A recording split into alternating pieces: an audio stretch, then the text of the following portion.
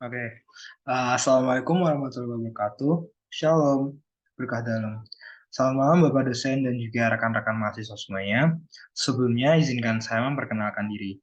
Nama saya Lazar Syuda dengan NIM V1222033. Malam ini saya akan mempresentasikan hasil riset yang telah saya lakukan.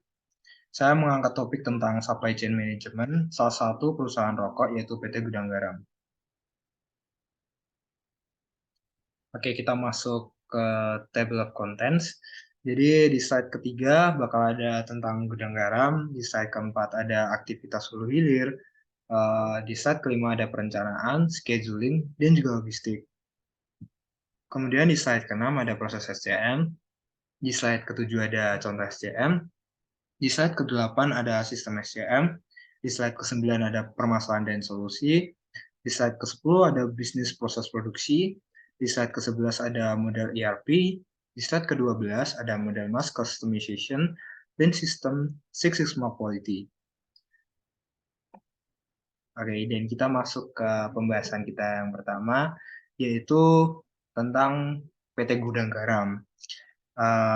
Jadi Gudang Garam itu adalah perusahaan rokok yang sudah terkemuka di tanah air yang telah berdiri sejak tahun 1958 di Kota Kediri, Jawa Timur. Hingga kini, Gudang Garam sudah terkenal luas baik di dalam negeri maupun di mancanegara sebagai penghasil rokok kretek yang berkualitas tinggi. Dan kemudian kita masuk ke slide yang keempat, yaitu aktivitas hulu hilir. Yang pertama, perusahaan rokok mendistribusi kepada sales maupun toko rokok. Terus aktivitas yang kedua, pelanggan dapat membeli produk pada toko rokok ataupun toko kelontong yang disuplai langsung dari PT. Yang kemudian memilih varian rokok yang ingin dibeli. Yang keempat, menunggu penjual memberi rokok atau produk yang telah konsumen pilih. Terus kemudian yang kelima, menikmati produk. Yang keenam, pelanggan memberikan feedback melalui website resmi PT Gudang Garam Tbk. Dan bisa dilihat dari gambar yang sudah saya paparkan di sebelah kanan, itu ada aktivitasnya mulai dari pemasok, terus kemudian penerimaan bahan baku, terus gudang, lanjut ke quality asuransi, terus lanjut lagi ke pihak manajemen, departemen keuangan, bagian pembayaran, terus kemudian masuk ke akunting, barang jadi, produksi, dan lain-lain. Kemudian di slide kelima ada perencanaan, scheduling, dan juga logistik. Dalam 3 poin penting ini bakal saya jelaskan mulai dari poin yang pertama yaitu perencanaan. Jadi di perencanaan ada 4 step, yaitu yang pertama ada perhitungan, yang kedua ada perencanaan, yang ketiga ada rantai pasok, yang kelima ada aktivitas operasional. Terus kemudian kita masuk ke poin yang kedua yaitu scheduling. Scheduling yang diterapkan oleh PT Gudang Garam Tbk bertujuan untuk mencapai kriteria algoritma paralel mesin LPT. Kemudian kita masuk ke poin yang ketiga yaitu logistik. Dalam logistik ini juga dibedakan menjadi 4, yaitu material, supplier, manufaktur, dan juga distribusi. Kita mulai dari yang pertama dulu, material. Material itu berupa bahan baku yang biasa kita sebut sebagai tembakau. Terus kemudian yang kedua itu supplier, menerima bahan baku dari pemasok yang berkualitas. Yang ketiga adalah manufaktur, memproduksi rokok menggunakan mesin yang canggih. Yang keempat, distribusi. PT Gudang Garam mendistribusikan produknya dengan mendistribusi pendek, yaitu tenaga sales dari perusahaan, yang terbagi menjadi 2 sales, yaitu dropshipper, dan kanvas yang bertugas untuk menyalurkan produk perusahaan, baik kepada pengecer maupun pedagang yang besar. Terus kita masuk ke slide ke-6 yang berisikan proses SCM. Terus kita bagikan lagi menjadi 3 poin, yaitu yang poin yang pertama adalah proses perencanaan, poin yang kedua adalah proses pengadaan, yang ketiga ada manajemen rantai pasok. Kita mulai dari proses yang pertama dulu, yaitu proses perencanaan. Kegiatan perencanaan yang berhubungan dengan penelitian, perhitungan, rantai pasok, dan kegiatan operasional perusahaan. Secara keseluruhan, perencanaan ini adalah proses dalam perumusan kepada kebutuhan PT Gudang Garam agar meraih tujuan secara efektif gitu. Terus kemudian kita beralih ke poin yang kedua yaitu pengadaan. Gudang garam tidak boleh salah-salah memakai bahan baku yang kualitasnya belum teruji. Hanya memenuhi tembakau kualitas yang sudah menjadi pilihan yang dapat digunakan. Hal itu juga harus teruji kualitasnya melalui lembaga yang menaungi hal tersebut. Dilakukannya pengujian kualitas ini juga bukan sebagai formalitas atau kegiatan cuma-cuma, namun pengujian ini juga bertujuan agar kepuasan konsumen juga ikut meningkat.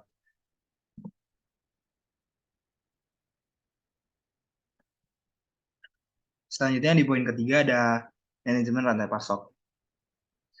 Jaringan rantai pasok akan dimulai dari supplier. Supplier akan berperan sebagai pemasok yang menyediakan bahan baku yang pertama.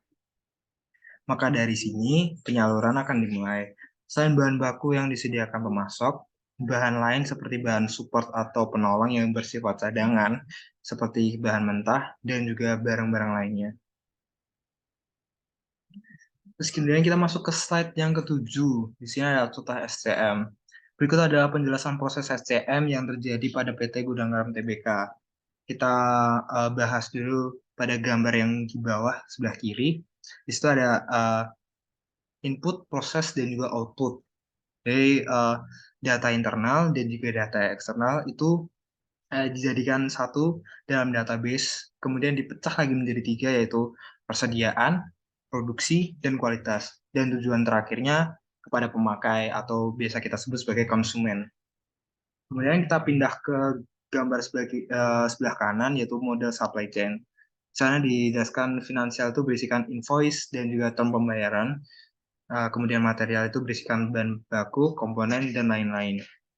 Yang ketiga ada informasi, berisikan kapasitas, pengiriman, dan lain-lain. Dan yang di bawah itu ada prosesnya. Yang pertama dari supplier, kemudian move ke manufacturer, move lagi ke distributor, move lagi ke retailer, dan yang kegiatan yang terakhir itu berada pada tangan konsumen. Terus dijelaskan lagi di bagian bawah itu finansial itu berisikan pembayaran, sedangkan material itu kayak retur dan juga kegiatan-kegiatan lainnya. Uh, Informasi berisikan order, ramalan, dan lain-lain. Oke, kita masuk ke slide yang ke-8 yang berisikan sistem SCM. Lagi-lagi kita bagi menjadi 3 poin penting. Yang pertama, membangun hubungan dengan supplier. Yang kedua, membangun hubungan dengan pelanggan. Yang ketiga, strategi yang digunakan. Oke, kita masuk pada poin yang pertama dulu, membangun hubungan dengan supplier. Ada 3 cara, yaitu yang pertama, membangun hubungan kepercayaan antara gudang garam dan pemasoknya. Yang kedua, menjaga komunikasi yang baik. Yang ketiga, membantu finansial dari pemasok atau supplier. Kemudian, poin yang kedua, membangun hubungan dengan pelanggan. Ada 2 cara. Yang pertama, akan memberikan keuntungan yang menarik untuk pelanggan. Yang kedua, menawarkan hadiah kepada pelanggan. Contohnya, ketika pelanggan membeli berapa slop rokok, bakal mendapatkan hadiah apa gitu. Jadi, kita bakal pindah ke poin yang terakhir, yaitu strategi yang akan digunakan. Strategi yang digunakan adalah membangun kinerja, membangun hubungan kemitraan, yaitu kayak membangun hubungan kemitraan kepada supplier agar koneksinya tetap terjaga gitu. Oke, kita masuk ke slide yang ke-9 yang berisikan permasalahan dan juga solusi. Kita mulai dari yang permasalahan dulu. Ada 2 permasalahan di sini, yaitu resiko operasional dan juga resiko strategi.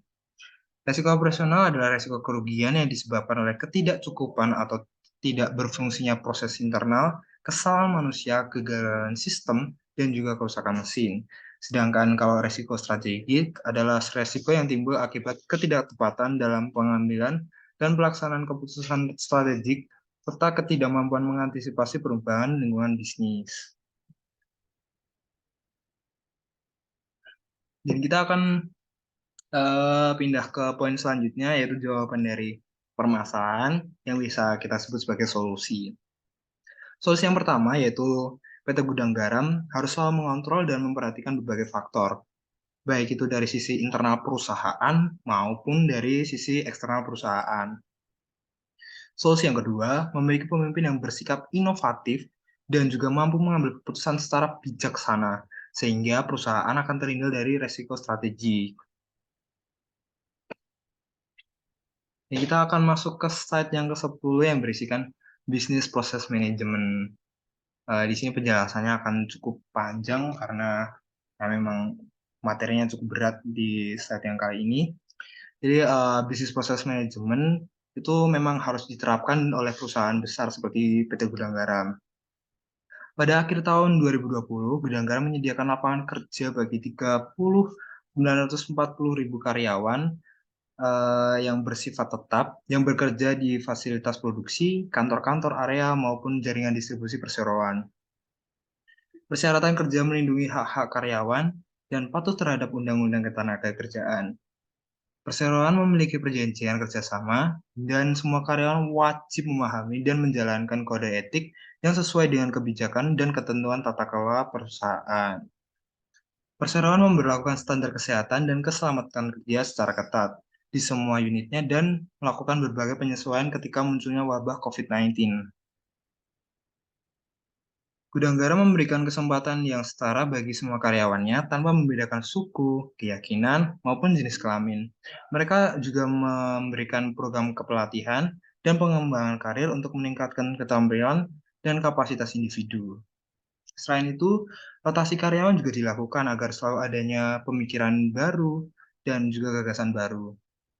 Serta juga standar tata kelola itu juga tetap terjaga sehingga sistem manajemen risiko juga dapat berjalan dengan baik gitu. Kemudian kita masuk ke slide yang ke-11 yaitu model ERP. Penerapan sistem ini diharapkan untuk menyatukan sistemnya. Penggunaan ERP ini mengelola proses bisnis dari manajemen barang, infrastruktur, manufaktur, akuntansi atau biasa disebut sebagai keuangan, hingga bagian-bagian terpenting dalam perusahaan. Penggunaan sistem ERP perusahaan terbilang sukses diterapkan. Sebagai buktinya bisa dilihat dari sistem rantai pasokan, yaitu perusahaan dari puluhan ribu petani tembakau yang diatur dengan bantuan TI untuk melakukan pekerjaannya. Para petani tembakau diatur dengan sistem berbasis kode. Dalam kode mencakup catatannya nama petugas. Dan juga selain nama petugas, juga di dalam kode tersebut juga eh, tercantum luas lahan hingga jenis tanaman. Cara kerja sistem ini adalah tembakau yang dipanen diberikan kode. Setelah itu dikirim ke tempat penampungan dan bisa langsung di-scan sehingga tidak perlu dicatat lagi untuk mempermudah kerja petugas. Sistem kode ini juga digunakan dalam ketika melakukan pembelian material. Penerapan sistem ini dikarenakan kualitas atau kelas tembakau yang dihasilkan itu berbeda-beda. Setiap hektar dan lahan dapat memproduksi tembakau dari 15 hingga 20 ton. Untuk mengelola tembakau, jadi dari pemasok, terus kemudian dikirim kepada PT tersebut. Nah, dari PT Gudang Garam ini sudah memakai mesin-mesin yang canggih seperti mesin blending, mesin pengujian, dan sebagainya. Kemudian kita masuk ke slide yang ke-12. Slide ini berisikan tentang Lean System, Six Sigma Quality, dan juga model mass customization. Kita bakal masuk ke poin yang pertama dulu yaitu Lean System. Sistem ini digunakan industri untuk konsumen dan logistik. Perusahaan ini dapat mengaplikasikan Lean System untuk meningkatkan efisiensi operasional. Dan di Lean System ini ada dua cara ya, yaitu fokusnya perusahaan pada penerapan proses permintaan konsumen. Yang kedua, meningkatkan atau mempertahankan kualitas produk. Kemudian kita masuk ke poin yang kedua yaitu Six Sigma Quality. Konsep Six Sigma Quality pada perusahaan ini cukup unik. Hal itu disebabkan PT Gudang Garam Tbk menerapkan konsep padat karya dan padat modal. Di lain sisi, mereka juga menggunakan alat-alat canggih, sehingga mampu memproduksi banyak rokok dalam kurun waktu yang cepat. Selain itu, PT Gudang Garam Tbk juga menerapkan berbagai sistem informasi untuk menunjang operasi bisnis. Salah satu dari banyaknya sistem informasi yang digunakan yaitu adalah manajemen risiko. Kemudian kita masuk ke poin penting yang terakhir yaitu model mass customization. Model mass customization atau penyesuaian massal adalah metode proses pengiriman barang dan jasa pasar yang dimodifikasi guna memenuhi kebutuhan pelanggan tertentu. Untuk perusahaan PT Gudang Garam ini cocok memakai konsep order penetration point. Order penetration point sendiri adalah titik di mana permintaan pelanggan menjadi jelas dan kita sebagai produksi atau produsen dapat memulai proses layanan. Dengan menggunakan metode ini pada perusahaan PT Gudang Garam, konsumen dapat memesan atau memilih varian yang mereka suka gitu. Misalkan banyak anak muda seperti saya dan juga teman-teman lebih suka memilih rokok mentol gitu. Metode mass customization ini sama dengan gudang garam yang ingin mewujudkan perusahaan secara efektif. Oke, sekian dari saya. Bila ada kata-kata yang menyinggung, saya mohon maaf. Wassalamualaikum warahmatullahi wabarakatuh.